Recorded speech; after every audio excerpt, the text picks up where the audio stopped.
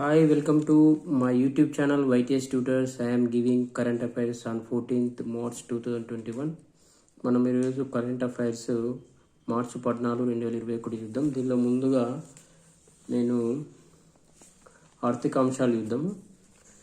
11.5 లక్షల కోట్లకు ఫిన్టెక్ పరిశ్రమ 11.5 లక్షల కోట్లకు ఫిన్టెక్ పరిశ్రమ 2025 కల్లా చేరే అవకాశం. బోస్టన్ కన్సల్టింగ్ గ్రూప్ ఫిక్కీ నివేదిక అంచనా.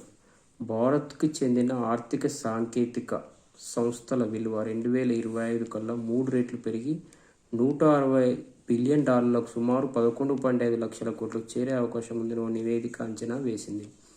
ఇదేంటి ఫిన్టెక్ పరిశ్రమ అంటే భారత్కు చెందిన ఆర్థిక సాంకేతిక సంస్థల విలువ. భారత్కు చెందిన ఆర్థిక సాంకేతిక సంస్థల విలువ 2025 కల్లా 3 రెట్లు పెరిగి $160 బిలియన్ అంటే 11.5 లక్షల కోట్లకు చేరే అవకాశం ఉందని ఒక నివేదిక అంచనా వేసింది. ప్రస్తుతం ఈ పరిశ్రమ విలువ 50 నుండి 60 బిలియన్ డాలర్లుగా ఉంది. భారత్లో ఆర్థిక సాంకేతిక సంస్థల వృద్ధికి తోడ్పడే అంశాలు విలువ సృష్టి సామర్థ్యంపై Boston Consulting Group BCG FICCI నివేదికను రూపొందించారు. దీని ప్రకారం రాబోయే 5 ఏళ్లలో ఈ సంస్థల విలువ $100 బిలియన్ మేర పెరిగేందుకు అవకాశాలు ఉన్నాయి. ఈ అంచనా నిజ రూపంలోకి రావాలంటే 20 నుండి 25 బిలియన్ డాలర్ల వరకు ఆర్థిక సాంకేతిక రంగం పెట్టుబడులు పెట్టాల్సిన అవసరం ఉందని పేర్కొంది. భారత్లో ఆర్థిక సాంకేతిక పరిశ్రమలో 2100 పైగా సంస్థలు ఉన్నాయి. వీటిలో 67% సంస్థలు గత 5 ఏళ్ల కాలంలో ఏర్పాటైనవే కావడం గమనార్హం. కరోనా పరిణామాల ప్రభావం కూడా ఈ పరిశ్రమ వృద్ధిపై పెద్దగా లేదు. 2020 జనవరి నుండి 3 కొత్తగా యూనికార్న్ సంస్థలు, 5 కొత్తగా సూనికార్న్ సంస్థలు అవతరించడం ఇందుకు నిదర్శనంగా చెప్తున్నారు. అంటే ఫిన్టెక్ పరిశ్రమ 2025 కల్లా 11.5 లక్షలకు చేరుతుందని ఒక అంచనా వేశారు. ఫిన్టెక్ పరిశ్రమ అంటే ఏంటిది? ఆర్థిక సాంకేతిక సంస్థల విలువ. ఓకే, నెక్స్ట్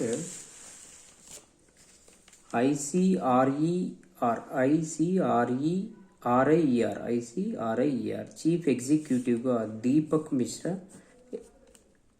ఎన్నికయ్యారు.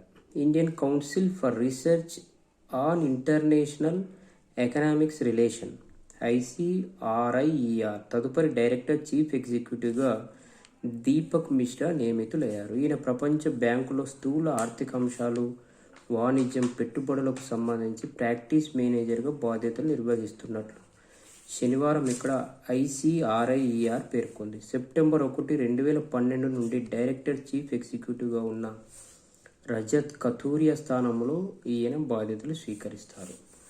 ప్రపంచ బ్యాంకులో పలు హోదాల్లో మిశ్రా పనిచేశారు. 2001-4 ప్రపంచ బ్యాంకులో భారత్ తరపున ఆర్థికవేత్తగాను బాధ్యతలు చేపట్టారు. ఈ సమయంలో ఆంధ్రప్రదేశ్తో పాటు పలు రాష్ట్రాల ప్రభుత్వాలతో కలిసి పనిచేశారు. ఒడిశాలో జన్మించిన ఈయన ఢిల్లీ స్కూల్ ఆఫ్ ఎకనామిక్స్లో MA ఆర్థిక శాస్త్రం, యూనివర్సిటీ ఆఫ్ మేరీల్యాండ్ అండ్ PhDలో ఆర్థిక శాస్త్రంలో చేశారు. ఎవరు ఇక్కడ యాక్చువల్ మనము కరెంట్ అఫైర్స్లో గుర్తుపెట్టుకోవాల్సింది ICRIER అంటే Indian Council for Research on International economics relations. దాని చీఫ్ ఎగ్జిక్యూటివ్గా దీపక్ మిశ్రా నియమితులు అవ్వడం జరిగింది. This is the main important point for the exam point of view. Next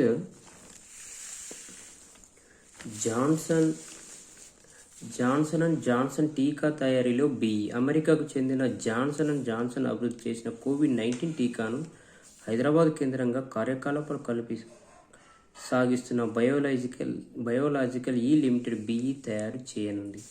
BE limited గత ఏడాదిలో జాన్సన్ టీకా తయారీ ఒప్పందాన్ని కుదుర్చుకుంది. జాన్సన్ టీకాను ఆగ్నేయాసియాలోని ఎంపిక చేసిన కొన్ని దేశాలకు సరఫరా చేయాలని తాజాగా క్వాడ్ దేశాల సమావేశంలో నిర్ణయించిన విషయం తెలిసిందే. నిన్న జరిగిన క్వాడ్ సమావేశంలో జాన్సన్ టీకాను ఆగ్నేయాసియాలోని ఎంపిక చేసిన కొన్ని దేశాల్లో సరఫరా చేయాలని నిర్ణయించారు. ఇందుకు తొలి దశలో జాన్సన్ టీకాను 100 కోట్ల డోసుల టీకా అందించాలని వచ్చే ఏడాది చివరి నాటికి లక్ష్యం చేరుకోవాలని నిర్ణయించారు. దీంతో టీకా తయారీని జాన్సన్ కంపెనీ తరపున BE లిమిటెడ్ చేపట్టింది. ఈ BE లిమిటెడ్ ఎక్కడుంది? హైదరాబాద్ కేంద్రంగా కార్యకలాపాలు నిర్వహిస్తున్న బయోలాజికల్ ఈ లిమిటెడ్ తయారీ చేయనుంది. ఎవరు అభివృద్ధి చేశారు? జాన్సన్ అండ్ జాన్సన్ కంపెనీ వాళ్ళు. ఇది ఎక్కడ డెవలప్ చేయాలనుకుంటారు? బయోలాజికల్ ఈ లిమిటెడ్లో. నెక్స్ట్, క్వాడ్లో యుఎస్, భారత్, ఆస్ట్రేలియా, జపాన్ సభ్య దేశాలుగా ఉండే 4. అది భారత్, ఆస్ట్రేలియా, అమెరికా, జపాన్. శుక్రవారం జరిగిన సమావేశంలో కోవిడ్-19 ముప్పును సంయుక్తంగా ఎదుర్కొన్న అంశం ప్రధానంగా ప్రస్తావనకు వచ్చింది. ఇది విషయం. తర్వాత కొత్తగా 66 విమాన సర్వీసులు ప్రారంభించనున్న స్పైస్ జెట్. దేశీయ విమానయాన సంస్థ స్పైస్ జెట్ కొత్తగా 66 కొత్త విమాన సేవలను ప్రారంభించబోతున్నట్లు ప్రకటనలో తెలిపింది. ఇందులో హైదరాబాద్, ముంబైల మధ్య కూడా కొత్త సర్వీసులు నడపనుంది. ఇవి ఆర్థికకు సంబంధించిన కొన్ని ముఖ్యాంశాలు. నెక్స్ట్, ఒకటి కోవిడ్ టీకాకు సంబంధించి ఇంపార్టెంట్ అంశం ఉంది ఇక్కడ. తొలి డోసు నుంచే యాంటీబాడీలు 20-30% మందిలో గమనించాము. కోవిడ్ వ్యాక్సిన్పై ప్రజల్లో అవగాహన పెంచాలి.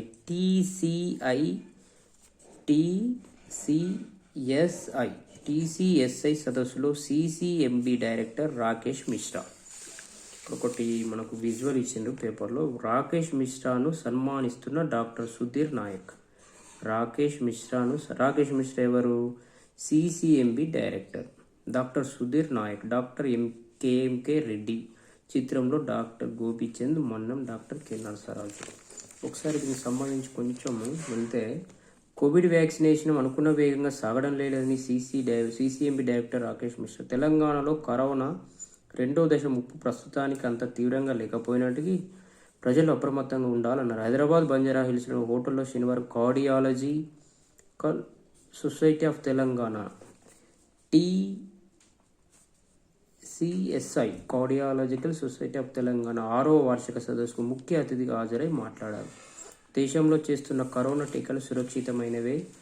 ఈ వ్యాక్సినేషన్ ప్రక్రియపై ప్రజల అవగాహన పెంచాల్సిన అవసరము ఉంది. దీనిలో ముఖ్యంగా ఈ తెలంగాణలో 10,000 మందిని అధ్యయనం చేశాము. దాదాపు 55% మందిలో యాంటీబాడీలు ఉన్నట్టు గుర్తించామని సిసిఎంబి డైరెక్టర్ రాకేష్ మిశ్రా తెలిపారు. తర్వాత DRDA chairman doctor Satish Reddy సదస్సులో ఉద్దేశించి కూడా మాట్లాడడం జరిగింది. ఓకే, దీంట్లో నెక్స్ట్ ఇంకొకటి, ఏషియన్ అమెరికన్లపై వివక్ష దారుణం. సత్య నాదెల్లా. అమెరికన్ సమాజంలో ఏషియన్ అమెరికన్లపై పెరుగుతున్న ద్వేషభావం పట్ల మైక్రోసాఫ్ట్ సీఈఓ సత్య నాదెల్లా, అమెరికా చట్టసభల ప్రతినిధులు పలువురు ఆందోళన వ్యక్తం చేశారు. జాతి వివక్ష, హింస ఏ రూపంలో ఉన్నా తీవ్రంగా ఖండించినట్లు వారు తెలిపారు. 2019 ఏడాది మొత్తం ఇటువంటివి 216 కేసులు నమోదు అవడం గమనార్హం. అమెరికా అధ్యక్షుడు జో బైడెన్ ఏషియన్ అమెరికన్లపై ద్వేషం చూపడం దుర్మార్గమని, కరోనా మహమ్మారి ప్రబలుతున్న సమయంలో అమెరికా మౌలిక సూత్రాలకు విరుద్ధమైన ఈ వైఖరి విడనాడాలంటూ పిలుపునిచ్చిన మరుసటి రోజు సత్యనాదెల్ల బృంది ప్రకటన విడుదల చేసింది.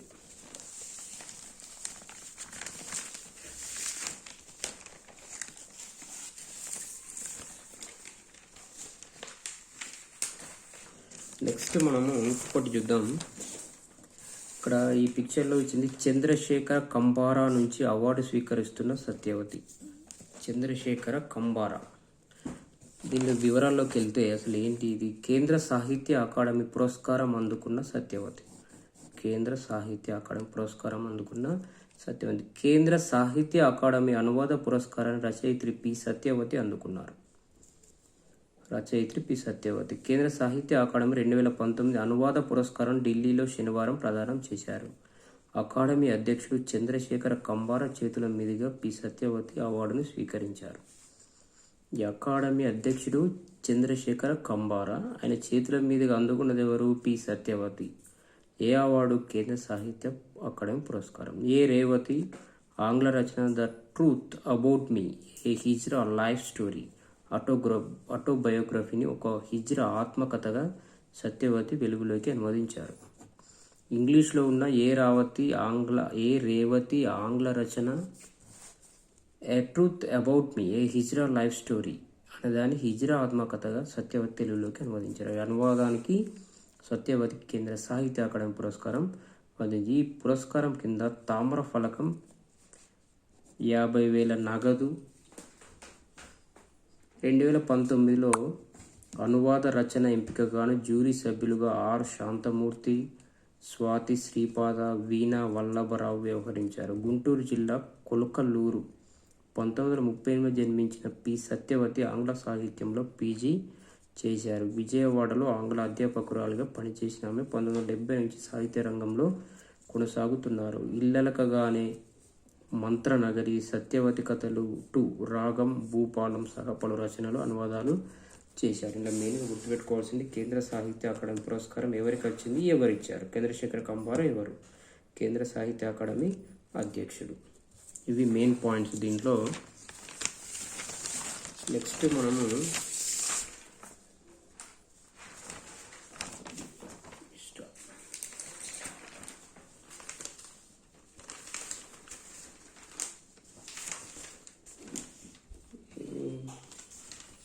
ఒకటి జ్యుడిషియరీకి సంబంధించి ఒక ఆర్టికల్ వచ్చింది చిన్నగా. రాష్ట్ర ఎన్నికల కమిషనర్ తొలగింపు ఆషామాషి కాదు. అంటే మనము స్టేట్ ఎలక్షన్ కమిషన్ తొలగింపు ఆషామాషి కాదు, హైకోర్టు జడ్జితో సమానమైన నిబంధనలు పాటించాలి. అంటే ఎస్ఈసి తొలగించాలంటే, హైకోర్టు జడ్జి తీసేయాలంటే ఎలాంటి నిబంధనలు ఉంటే అవి పాటించాలి. ఆర్టికల్ 243K ఆఫ్ 2 స్వతంత్రతకు పెద్దపీట వేసింది. గోవా కేసులో సుప్రీంకోర్టు ధర్మాసనం కీలక వ్యాఖ్యలు. ఇది గ్రూప్ 2 కానీ దానికి సంబంధించి పాలిటీలో ఇంపార్టెంట్. రాష్ట్ర ఎన్నికల కమిషనర్ తొలగించడం అంటే ఆషామాషి కాదని సుప్రీంకోర్టు స్పష్టం చేసింది. హైకోర్టు న్యాయమూర్తిని తొలగించడానికి ఎలాంటి నిబంధనలు పాటిస్తారో కమిషనర్ విషయంలోనూ అవే నిబంధనలు పాటించాలని పేర్కొంది. ఆర్టికల్ 243K ఆఫ్ 2ను ప్రస్తావిస్తూ రాష్ట్ర ఎన్నికల కమిషనర్కు రాజ్యాంగం ఎంతో స్వతంత్ర ప్రతిపత్తిని కల్పించిందని తెలిపింది. గోవాలో ఆ రాష్ట్ర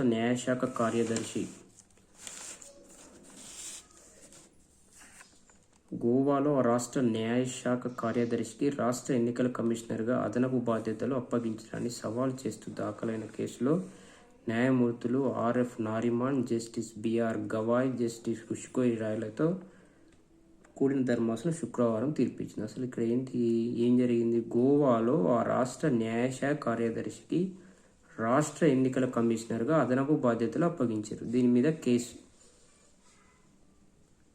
ఫైల్ అయింది. దానిలో సుప్రీంకోర్టు ఈ విధంగా తీర్పు ఇచ్చింది. ఈ తీర్పులో రాజ్యాంగంలోని ఆర్టికల్ 243K అప్పగించిన బాధ్యతలను విస్మరించడం, న్యాయశాఖ కార్యదర్శికి ఎన్నికల కమిషనర్గా అదనపు బాధ్యతలు అప్పగించడం అత్యంత ఆవేదన కలిగిస్తుంది. రాష్ట్ర ఎన్నికల కమిషనర్గా ఉండే వ్యక్తి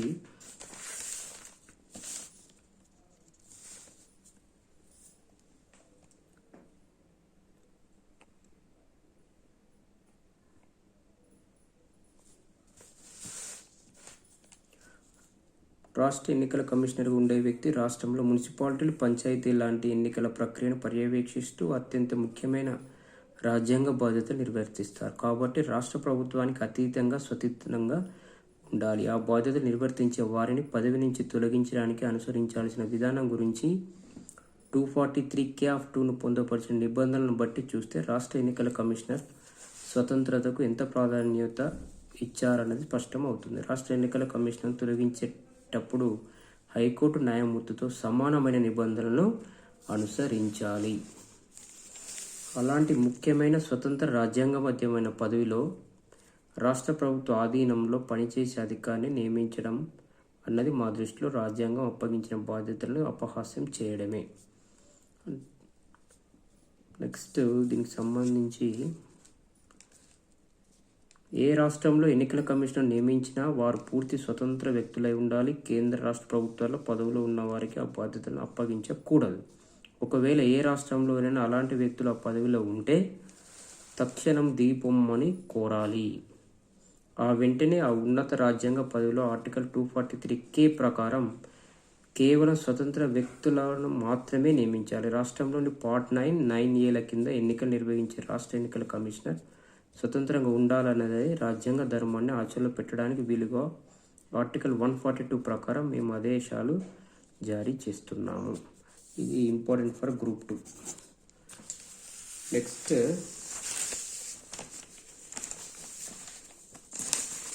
ఇది చూద్దాం. 15 ఏళ్ళు దాటిన ప్రభుత్వ వాహనాలు మూలకే. ప్రభుత్వ వాహనాల వినియోగదారునికి కేంద్ర ప్రభుత్వం 15 ఏళ్ల గరిష్ట పరిమితిని విధించింది. అంతకు మించి పాతవైన వాహనాలను రిజిస్ట్రేషన్ ధ్రువపత్రాలను 2002 ఏప్రిల్ 1 నుంచి పునరుద్ధరించకూడదని నిర్ణయించింది. అంటే 15 ఏళ్ళ కంటే ఎక్కువనే మనం చేంజ్ చేసుకోవాలి. ఇందుకు సంబంధించిన ముసాయిదా నిబంధనలను నోటిఫికేషన్ జారీ చేసింది. వీటిపై 30 రోజుల్లోగా అభిప్రాయాలు చెప్పాలని ప్రజలను కోరింది.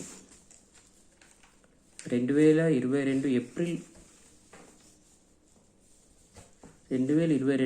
1 నుంచి ఈ కొత్త నిబంధనలు అమల్లోకి తీసుకురానున్నట్లు కేంద్ర రహదారి రవాణా శాఖ ఈ నోటిఫికేషన్లో పేర్కొంది. కొత్త నిబంధనలు అమల్లోకి వచ్చిన నాటి నుంచి కేంద్ర రాష్ట్ర కేంద్రపాలిత ప్రాంతాల ప్రభుత్వాల ఆధ్వర్యంలోని రహదారి రవాణా సంస్థ చట్టం 1950, కంపెనీల చట్టం 2013 కింద ఏర్పాటు చేసిన రాష్ట్ర రవాణా సంస్థలు, ప్రభుత్వ రంగ సంస్థలు, కేంద్ర రాష్ట్ర ప్రభుత్వాల పరిధిలో పనిచేసే స్వయం ప్రతిపత్తి సంస్థల్లో వినియోగిస్తున్న 15 ఏళ్ల పైబడిన వాహనాల రిజిస్ట్రేషన్ సర్టిఫికేట్ను పునరుద్ధరించరు.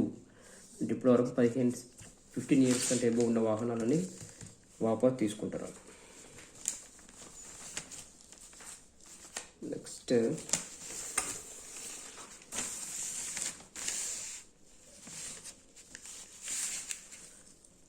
ఒకటి ఇంపార్టెంట్, ఇది ఎడ్యుకేషన్ సంబంధించి, జాబ్ సంబంధించి. కేంద్ర ఉద్యోగాల భర్తీకి సెప్టెంబర్లో సెట్.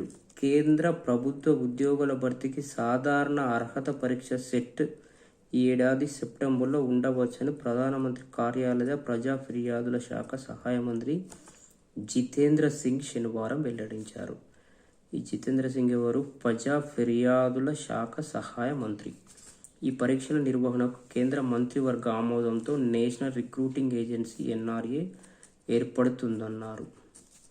తద్వారా గ్రూప్ బితో పాటు నాన్ టెక్నికల్ పోస్టులకు అభ్యర్థులను ఎంపిక చేస్తామని తెలిపారు.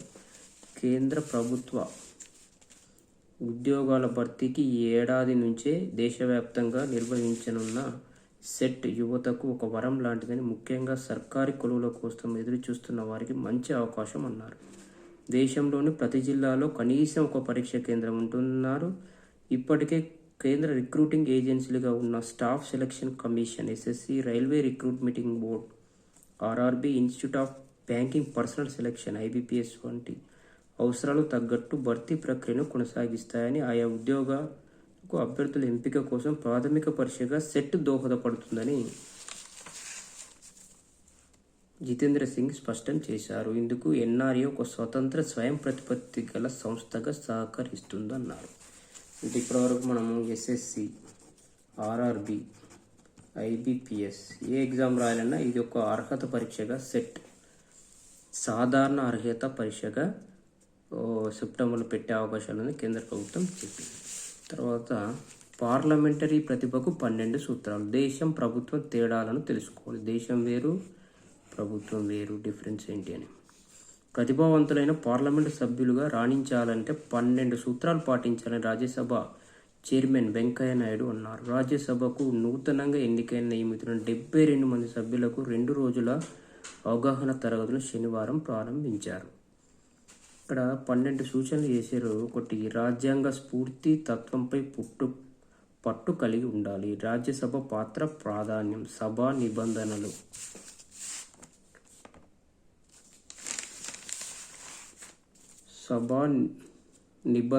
సంప్రదాయాలపై జ్ఞానం, సభా సంప్రదాయాలు, వివిధ అంశాలపై లోతైన పరిజ్ఞానం. ఈ విధంగా 12 అంశాలు సూచించింది ఎవరు? రాజ్యసభ చైర్మన్ వెంకయ్య నాయుడు. ఈ కార్యక్రమంలో పాల్గొన్నది ఎవరు? రాజ్యసభ వైస్ చైర్మన్ హరివంశ్, రాజ్యసభ సచివాలయం అధికారులు పాల్గొన్నారు. వైస్ చైర్మన్ రాజ్యసభకు హరివంశ్, రాజ్యసభ చైర్మన్ ఎవరు అంటే వెంకయ్య నాయుడు. చెప్పింది 12 సూత్రాలు.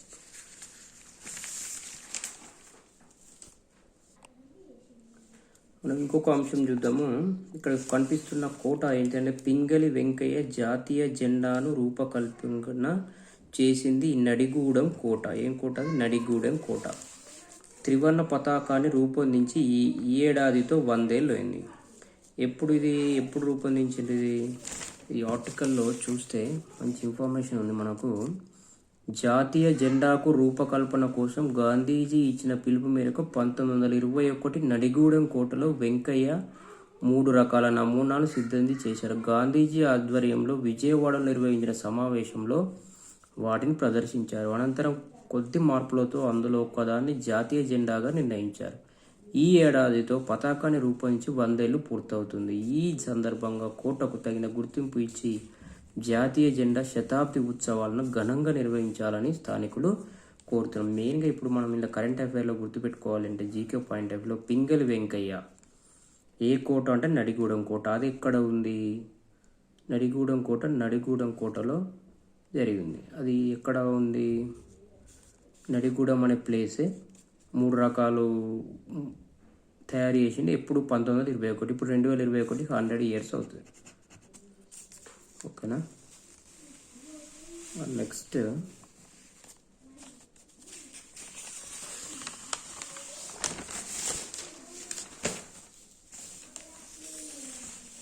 ఇది ఒక పాయింట్ చూద్దాము.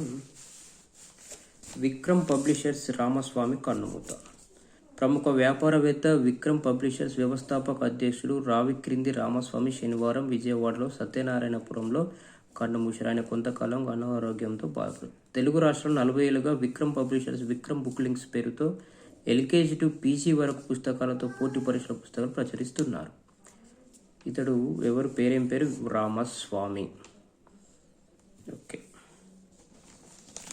ఒకటి IIITది చూద్దాం. ఇది ఇంపార్టెంట్ ఫర్ ఎడ్యుకేషన్ పర్పస్.